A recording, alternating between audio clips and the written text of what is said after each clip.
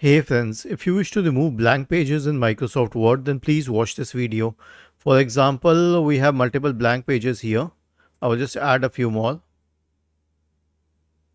Okay, we have four pages of which three are blank. So to remove a blank page, go to the top of that page and press backspace. That will delete the page. Now let me show you. We have very few pages now. Now, what if you do not know how many blank pages you have, or if there are multiple blank pages in your document hidden in between? Then simply press Ctrl plus G. Okay, as for page number, do not mention anything, but then go to find and find what? Nothing.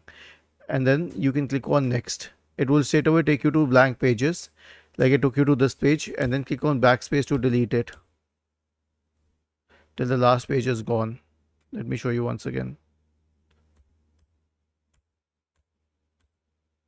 Now all the blank pages have been deleted and I only have one page here which has text written on it.